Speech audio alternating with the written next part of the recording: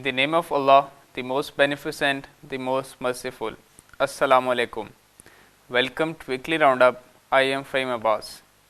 In this program, we will be discussing important political, social, economic affairs which have happened domestically as well as globally in the light of sermon of Ustad Mohtaram Syed Jawad Naqvi.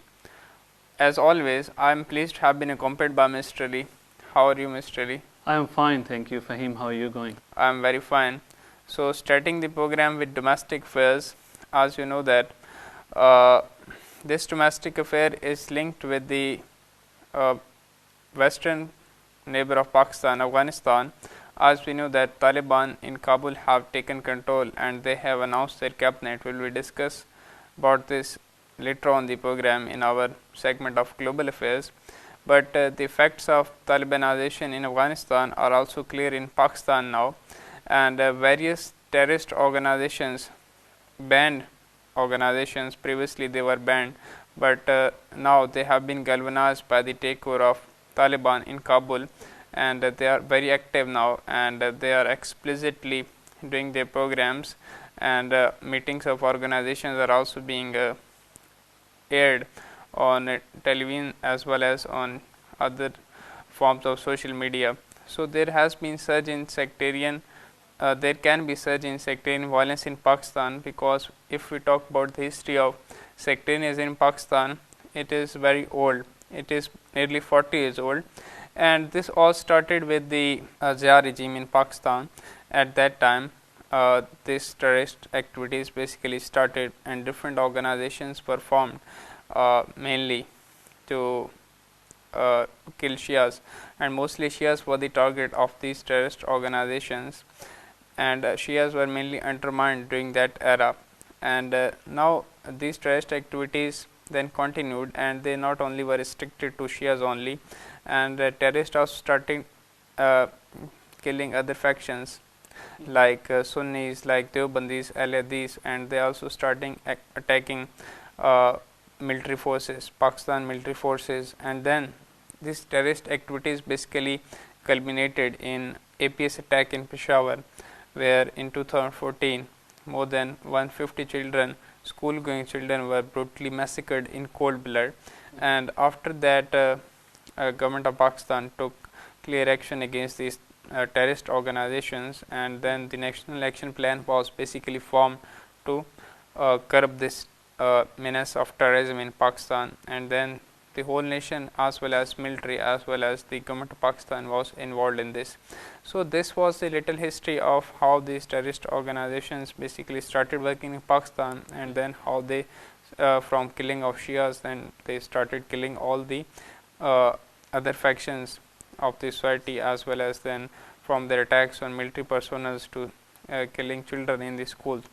And then after this, the Bezat operation was started. So mostly the terrorists which were residing on the frontier province of Pakistan in the border with Afghanistan, most of them were killed, and some of them escaped to Afghanistan. And then they also started their activity, keep on doing their activities from Afghanistan, let alone after a while.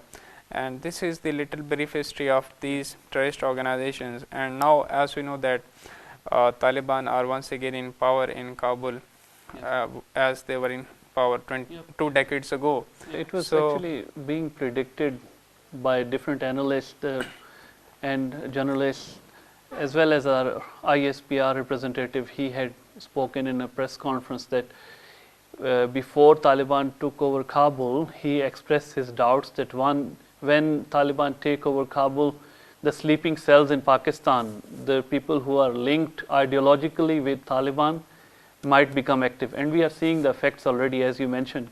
And these conferences and this sort of activity by this extremist element, who was totally inactive for last few years, as you mentioned that for last 20 to 30 years they were killing especially Shia Muslims openly, but the government was not bothered about it. All the governments, including Pakistan People's Party or Nawaz Sharif or even Musharraf regime. But when they started to attack on military personnel, and especially after that Army Public School incident, the whole government machinery became active, military parliament, everyone, they joined their heads together and decided that they are going to fight these terrorists. And Zarb-e Aswad launched in Waziristan. They actually destroyed all their training camps, and most of them were either killed or flew to Afghanistan.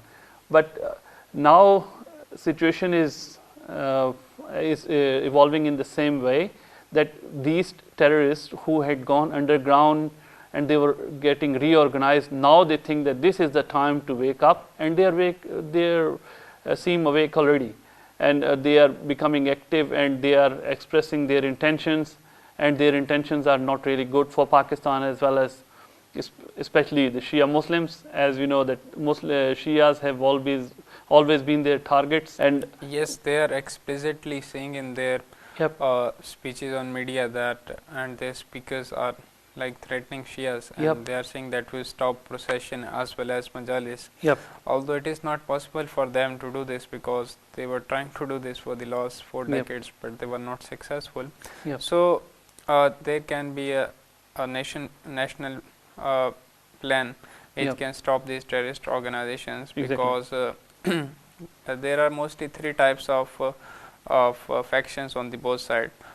On one side there is terrorist, as well as professionals, as well as ignorants, and on the other side there can be government along with the clerics, religion Yep. clerics, as well as the general public who are well aware. General Bajwa has expressed in a recent interview, he gave the statement that this sort of sectarian violence won't be tolerated, and in a conference, the Corps Commander Conference, also he discussed, and he actually advised his Corps commanders that to control the situation, this evolving situation, and they discussed regarding the Afghanistan situation.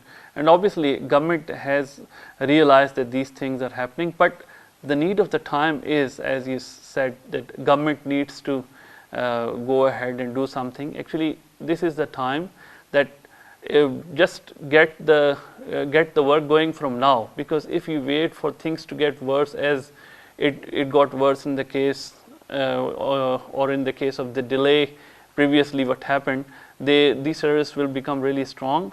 Now at this point in time, we can control them with the help of an SHO, or a local police officer can tackle them, but when they get really strong, then you'll have to launch an operation like Zarb-e-Aswad or something, and army will be involved. So this is the time. Yes, talking about these terrorist organization, as we know that like an Indian major, Yep.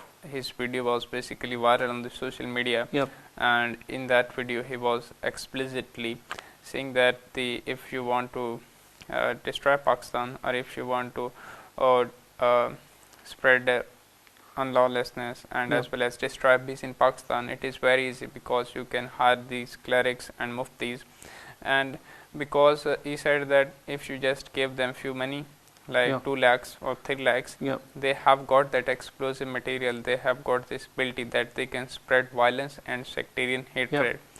And if we talk about how this sectarian violence basically starts, it starts with the speeches of these clerics as well as Yep. speakers, who are basically Nasbis, Yep. and then they just energize general public, and they just start killing one another. And on the other side, if we talk about the Shias, there are Ghalis basically, and they are infidels, as well as those Nasbis who are infidels according to the Yep. fatwas of their own. Al-Sunnat clerics like Yep. Dr. Tairul Qadri, they have Yep. declared them, and throughout the history, Al-Sunnat have declared these Nasbis Yep. infidels, Yep. and likewise Ghalis, and who are actually present in the Shia factions, Yep. they also are infidels. Exactly right. And as you said, that these so-called professional speakers who work for money and who come on the stage for money, actually their purpose is only to earn money. And as you said, that these Nasbis, they get funded by the Arab governments. Qatar, the government officials, they have declared on different occasions that these so-called muftis get like millions of dollars from Qatar, from Saudi Arabia, from UAE to actually accomplish their goals here in Pakistan. And in the same way, these so-called professionals who are present on this side or on Shia side, the Rebbe Muslim has categorically MI6 said Shias. about spoken about these MI6 Shias, that they have got two goals. One is to actually take away people from ulama and Rebbe Muslim and Marjayat, and also the second goal what they have got is to actually spread hatred between Shia and Sunni Muslims, and they are doing it by insulting the personalities of Sunni sect, and they are openly operating inside UK. They have got different television stations. Yes, print mostly media, they on operate social from media. London. They From came London, and there some of the speakers come here in Pakistan in the days of Muharram and do the job here, and after spreading fire here, they just run away, and just people who like it happened in the last Muharram when a speaker was in Islamabad. Exactly right. And after he used derogatory remarks against the personalities of Islam as well as Ahl Sunnah, and then he flew to London. That's right. They have got not only they are protected inside UK, but they have got protection outside UK too. Because as you saw, this person, he was given protection here, and under along with protection, he has got a refuge over there in UK, and there are a couple of people who are sitting in USA too, speaking against Ustad Mohtaram and Reverend Maqami Muazzam Rahbari, and they all belong to one sect, exactly MI6 Shia. That's it. And these are basically two factions, Nasbis on the one side and Ghalis as well as professionals on the Shia side. And there is a third type of people also who are, you can call them ignorants, and they lack general consciousness and general awareness. And just as Imam Ali Islam said that they are weak Shias, and they are weak fragile Shias. And actually these ignorant people, they get exploited really easily, and they are the targets of these so-called professionals as well as the terrorists who are using their attitude to actually justify the killings they are doing. And the actions of these so-called professionals and these Johla or the ignorant people are giving them some sort of justification to these terrorists that they are killing actually ulama haq. And you won't see any Ghali being killed, or any, like only general azadars, or even the that purified azadars or near good ulama or mukhlis ulama, they are the targets of them. These ignorant factions of this society, like they can dance on every clip, they listen to the everything that comes on the social media. That's true. And then they start responding. Responding and just forward to each other and stuff. And so our Sunni brothers, they need to do the same thing too. Like Shias, as our Shia ulama, some of them have stood up, and they are actually declaring these ghalis or these people who are insulting the personalities of other sect that they are not one of us. And the same thing need to be done by some Shia or by some Sunni clerics too, that they should completely isolate these terrorists, like as you said, Allama Tahir al-Qadri did, and some other ulama. If they want to save their religion, then they have to get this shit out of their religion, because these Yazidis, they will spoil the whole religion. If you don't get rid of them, then it's going to be really fatal for your religion too. On the other side, those who have to tackle and compete with these terrorists as well as professionals as well as ignorants are basically government, religion, clerics, as well as the general public who are basically aware. So the role of government is basically to protect their citizens, their money, their property, as well as their honor. So this is the basic rule of the government, and this is the basic reason why the government is present in every country. And if any government in the country is unable to do this, or if the government is unable to protect its own citizens from internal as well as external threats, then there is no point of existence of that government. So this is basically the primary role of government and government institutions to culminate and to curb this terrorism and to That's halt the activities of these terrorist organizations. Yep. And also to stop these so-called professionals too, that who doesn't know about it? Everyone, the journalists, media, and ulama, everyone knows about it. That what is the reason of all this disturbance or violence in Pakistan? So they need to sit and just take some serious actions against these professional speakers as well as these terrorist rings. Yes, and similarly, religious clerics have to play very important role because they are very powerful. That's true. Like one cleric, if he is responsible and he is aware of his era and he knows everything, then he can compete with more than 1,000 terrorists, because basically the agenda which terrorists use is they spread terror, and some clerics are also basically they become the threat. They are threatened by these terrorist organizations, so they just step back. Although they didn't want this sectarianism to spread and prevail in Pakistan, but due to the threats of these terrorist groups and terrorist individuals, they have to step back. But if just these religious clerics stood against these terrorists, then they can be very powerful, because they can compete with more than 1,000 of the terrorists.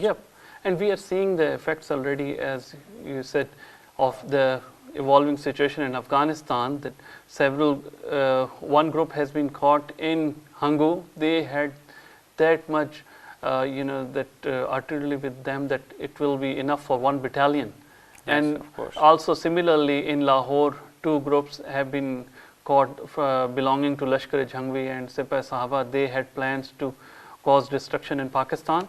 So it means that their plans are really terrible, and the way they are, if they will be allowed to operate freely, as the government did mistake in 1980s, that they were not only allowed to operate freely, but they were actually sponsored by the state, and Shia bloodshed was allowed, and it was and then later on they became headed for the state itself too. So government now needs to take some serious actions. This is basically the role of government as well as the religion clerics. And on the other side, general public can also play the positive role, because they have this weapon of social media in their hand. Everyone uses Instagram, Facebook, as well as Twitter. So they can stop these terrorists as well as these Nasbis. And the government, as we saw the action of the government in case of Rahim Yar Khan incident, in only some of the emotional Muslims actually, when they attacked, when they stormed that temple and they burnt that temple, and the reaction was so severe, not only from judiciary but also from the government as well as military and from the media, that actually it was really good. But this sort of reaction we should expect if these terrorists cause issues, or if they cause killings of Shia Muslims or any other groups in Pakistan, because Pakistan is the country of everyone, and every citizen of Pakistan has got the right to live independently, and as you said, the three things should be protected, and this is the responsibility of the state. Yes, and general public can also play a positive role on the social media, because they can halt and curb these activities of terrorist groups and as well as terrorism, and they can also stop these Nasbis as well as those clerics who spread hatred. They can stop them. They shouldn't keep quiet. As you said, that everyone is on social media. Everyone visits like most of the people visit all sort of sites, and they see all the photos and stuff. But when they see this sort of nonsense on social media, why the serious people should ignore it? The people who are aware, who have got basirat, they should come forward and they should actually stop them. And if a professional speaker, he's insulting the opposite sect in any clip, just put like if hundreds of people will put comments on it that stop it, and this will cause hatred and also the rift between the Muslims, then obviously this speaker won't have the courage to do it again. And in the same way, these takfiri speakers too, when they are talking nonsense about the other sects of Muslims, then if a strong reaction comes from public, then obviously the public power is, yes, of course. it's really So good. basically, those Yep. three factions who are responsible for Yep. spreading this terrorism as well as hatred Yep. and sectarian violence includes terrorist organizations Yep. and their supporters, as well as on the other side ghalis. Basically, they are professional speakers within That's the true. Shia factions, Yep. and third is ignorants Yep. who are the general public, and they are basically unaware. So Yep. these three just can be competed by the good policies of government, timely action of the government against these terrorist organization, as well as the religious clerics can stand against them, and general public can also exploit the platform of social media Yep. to halt and curb the activities of Yep. these organizations. Yep.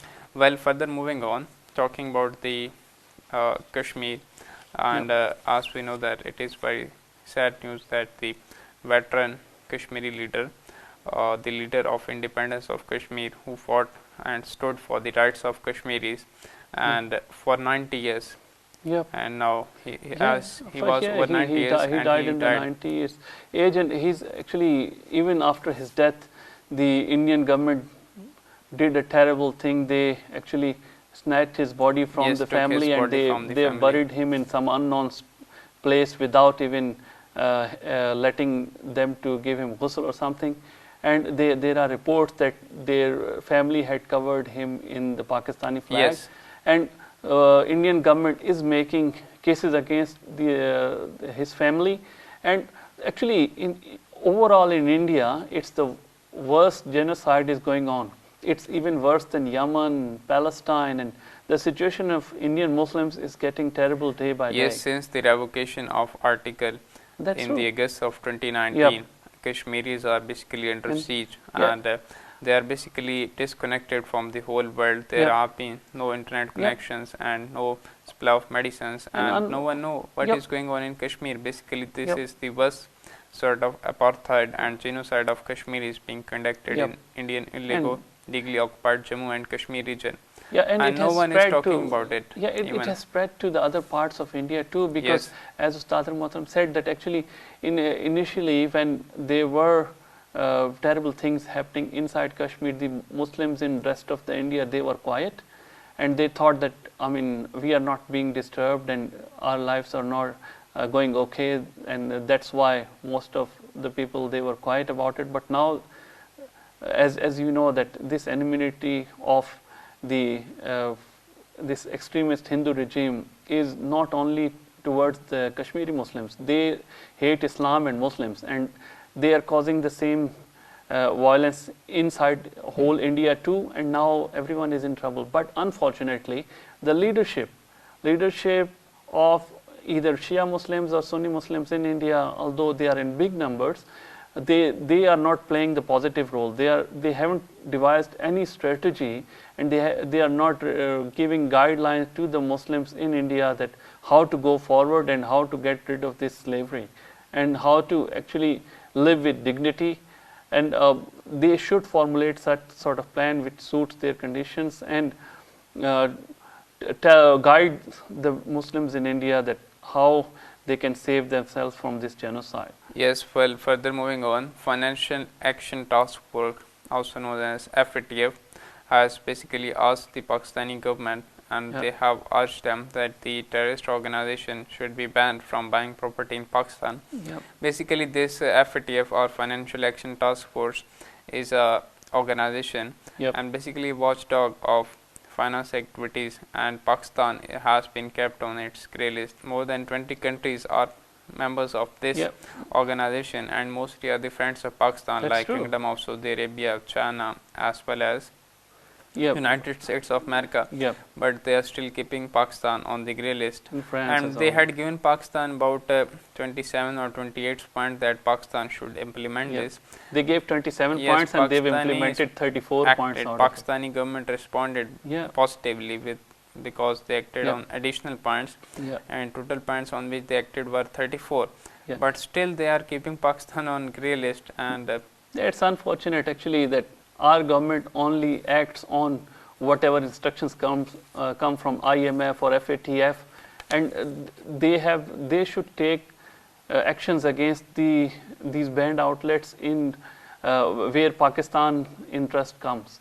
But actually, that's ridiculous to only ban these terrorists from buying or renting a property on the name of this banned organization, as everyone knows that they are operating with different names, and which banned organization will go and rent or buy a property on the name of their own organization? They'll obviously continue to operate on different names, and Yes. although they are banned from buying a property or renting a property, but what we are seeing practically that some of them are going to meet president and prime minister. They are going in the rallies of political parties. They are allowed to contest in elections, and some of them are advisors of our chief minister in Punjab and different provinces. So, I mean, if you have got the intention to curb these terrorists, then come on and take some practical steps. Yes. Which are actually going to Because be effective. I don't think so. These terrorist organizations or these terrorists are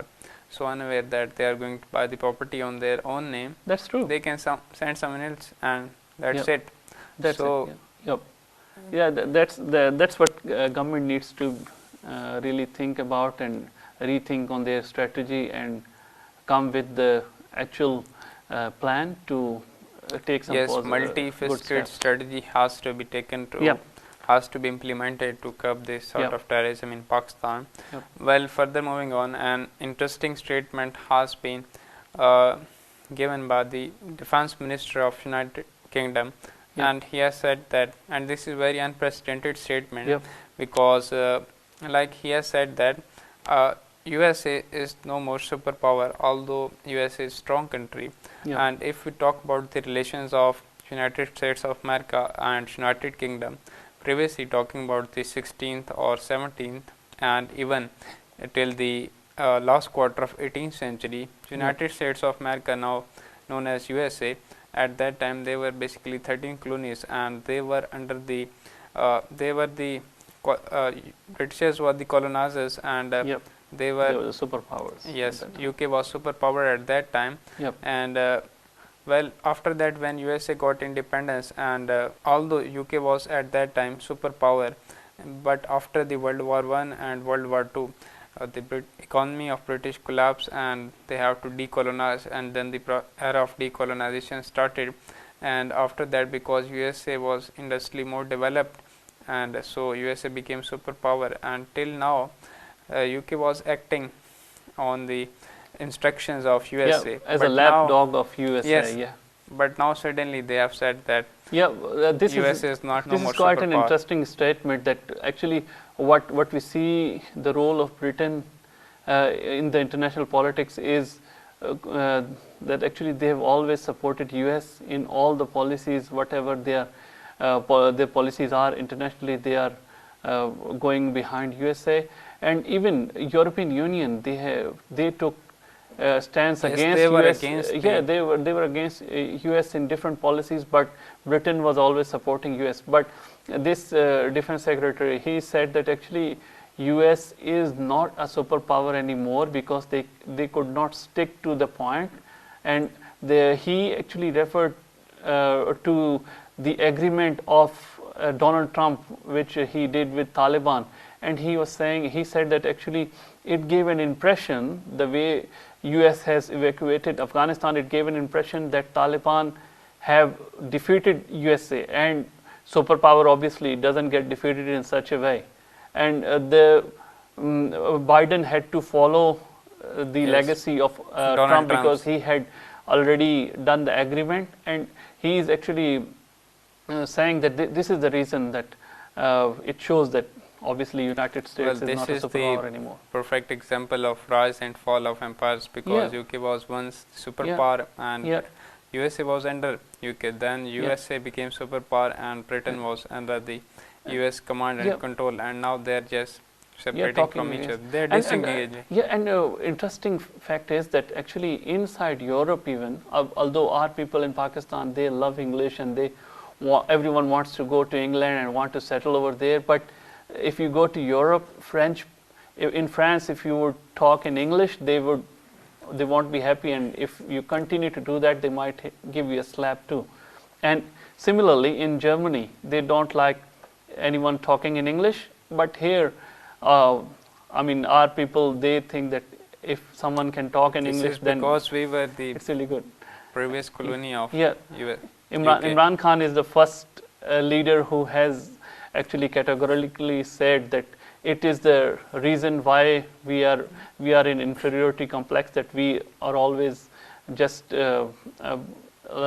speaking in English or writing everything in English. Our official language is English, and even his stance is even better than Quaid-e-Azam Muhammad Ali Jinnah, because as we know that Quaid-e-Azam Muhammad Ali Jinnah didn't have really good Urdu, and he used to talk in English, and he was a really an outspoken English speaker, and he was a lawyer, and all his law and stuff he did in English in England. Yes, and he was just our Prime practicing Minister is very good at giving Yeah. statements, bold statements. Yeah. Likewise, this Yeah. UK Defence Minister has given Yeah. this bold statement that but he should USA is convert no his more words into actions. That's the superpower. time. Well, need of the time.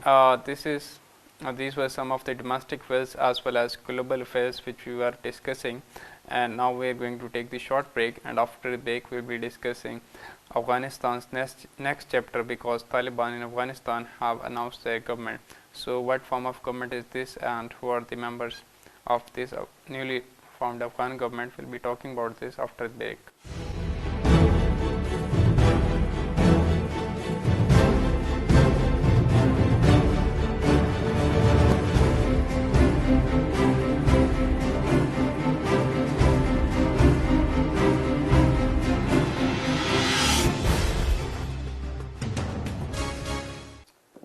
Welcome back after the break. As you know that before the break we were discussing some domestic affairs, and now we'll be talking about the global affairs.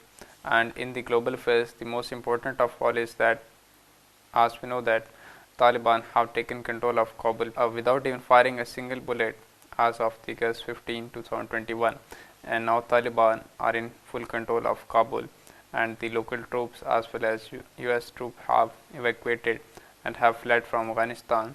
And now, as we know that Kabul is in full control of Taliban, so Taliban have to announce the administration setup, and whole world was curious what sort of administration setup will be this. And now, as we know that Taliban have announced that there will be no democracy in Afghanistan, so they will be going for the Islamic system of government, and now they have announced their system of government. They have named Mullah Habatullah as their supreme leader, as well as Mullah Hassan Akhundi will be Prime Minister, and Mullah Ghani brother will be Deputy Prime Minister, and they have also announced others who will be Foreign Minister as well as those tackling financial matters. So Taliban have announced their interim government, but first we have to talk about who are basically Taliban.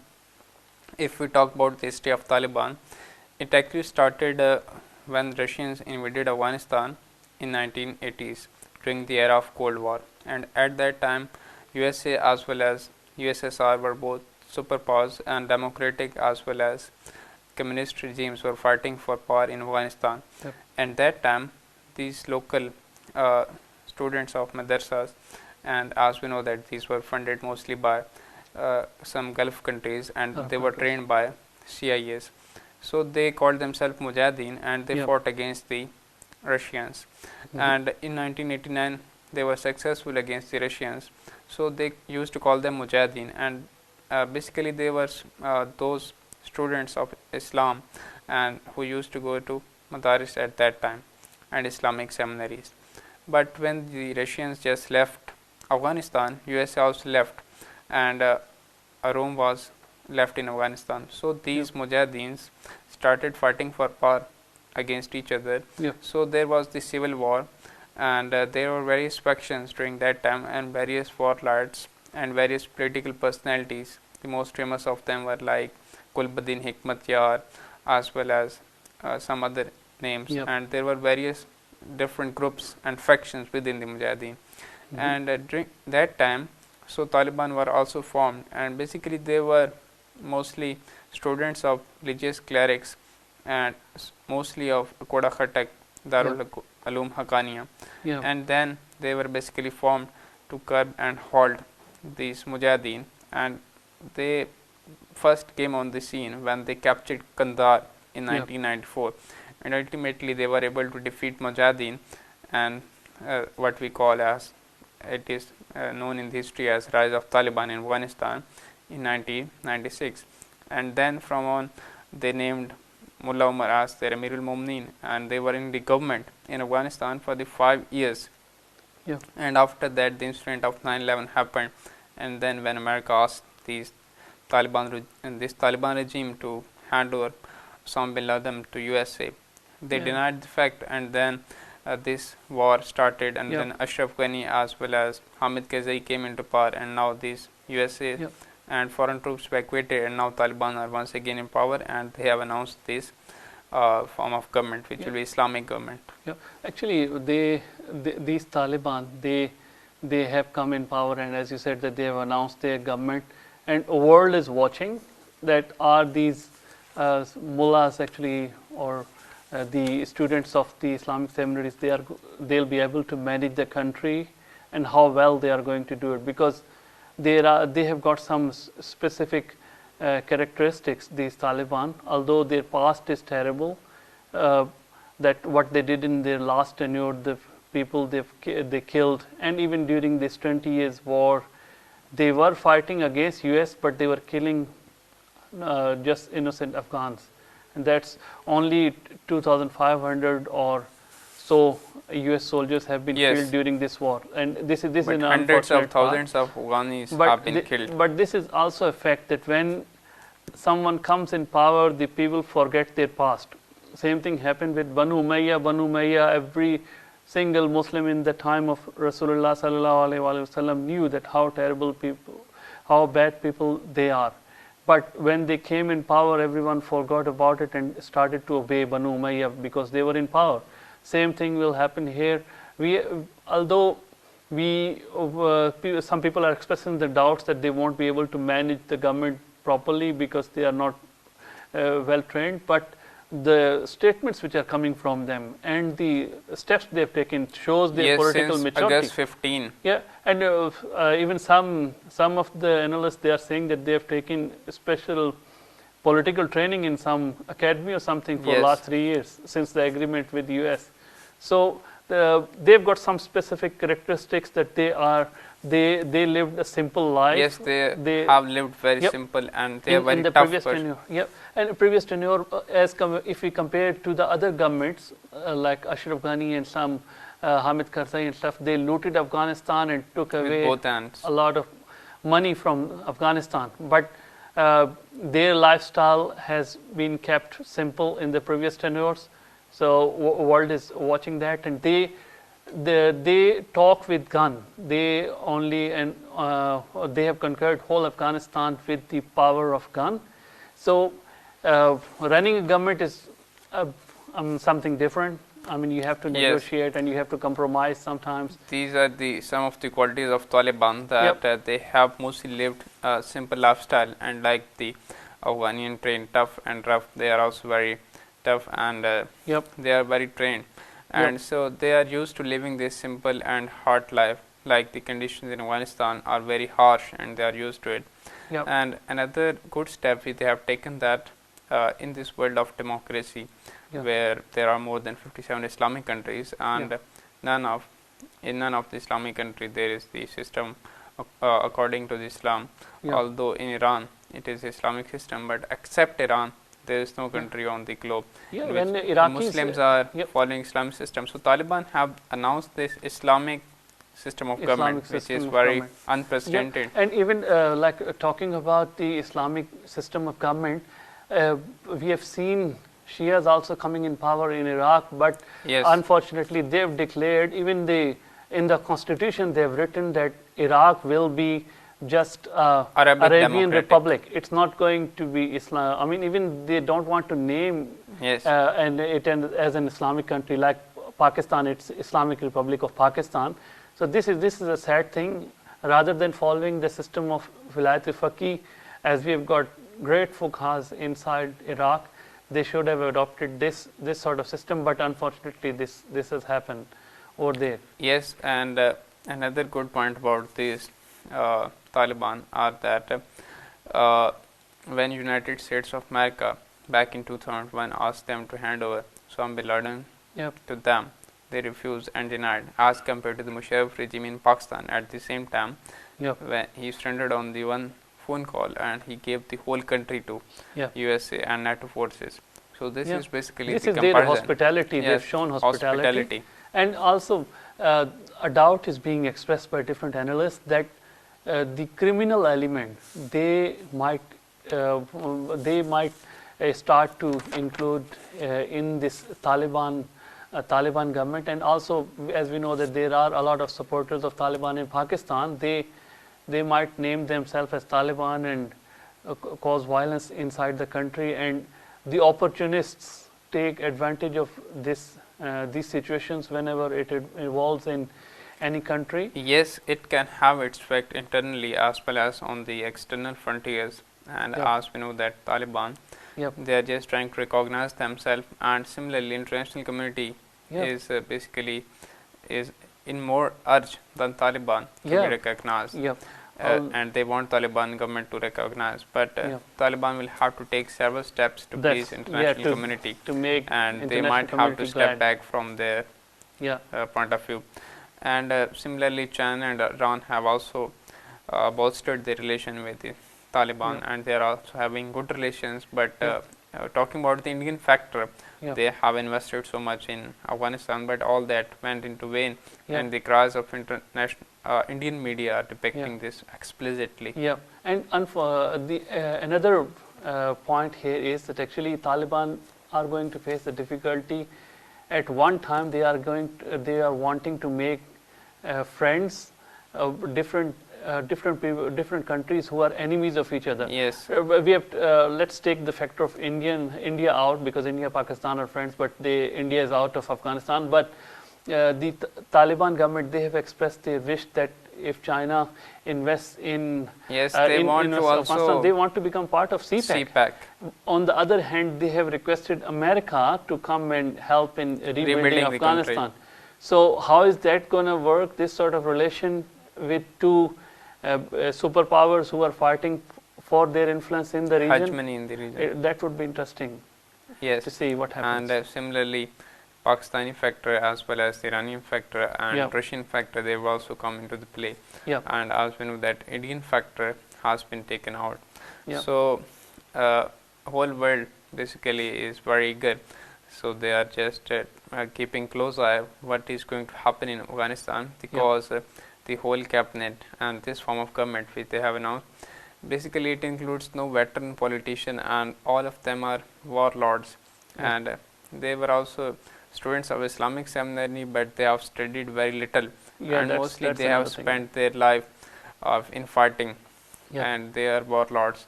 So it will be interesting how they are going to run this government, Yeah. because running the government is totally different from fighting a war. I mean, in war you have to talk with the gun, and Yeah. in running a government is totally different. And they have taken over different areas of Afghanistan which no one else could take over in the history, like Panjshir. Yes, They have- Panjshir. And there is a lot of bloodshed. Reports are coming that in Panjshir, and the international community, including Iran, they have condemned it. This sort of bloodshed shouldn't be. Yes, shouldn't it have is been very done. Yep. interesting fact that during the Yeah. previous Taliban regime, they were unable to take control of Panjshir, Yeah. but now they have done this. Yep, they've done this. Yep. So hopefully, situation is going to stabilize in Afghanistan, and as the world is watching, we'll also see what happens in the coming days, and hopefully, the people of Pakistan and Afghanistan, they can live in peace, and they will be the end of Yes, inshallah. violence, inshallah, soon in this Well, area. as we know that Taliban have announced that there will be no democracy in Afghanistan, and they have announced this Islamic system of government, and they are also named Amir al-Mu'minin as well as Prime Minister as well as Deputy Prime Minister, and the whole world is witnessing what will be future of Afghanistan, because all those who are in power now and they are in important positions, they have no experience of political functions previously, because they were mostly warlords and veterans of the war. So it will be interesting to watch how this Afghanistan government will run in the future, and it will have its effect regionally as well as globally as well as within the Afghanistan. And on the global scenario, Taliban are trying to form the complex relations with those countries who are uh, having conflicts of interest, like USA on one side and America on the other side. They are expressing their desire that they want to become the part of CPEC on one side, and on the other side they are inviting United States of America to come into Afghanistan and to help Afghans to rebuild Afghanistan. On the other side, if we talk about the regional perspective, Indian factor has been taken out because since the Taliban came into power, and Taliban regime can have its impact on Pakistan internally, as we have discussed that those sleeping cells of terrorists will be galvanized by this recent takeover of Taliban in Afghanistan. So we pray for the safety of Pakistan as well as Afghanistan and the whole Muslim world and the whole world. So this is it from us this week, and we'll keep in touch with you in the next week. Till then, it's goodbye.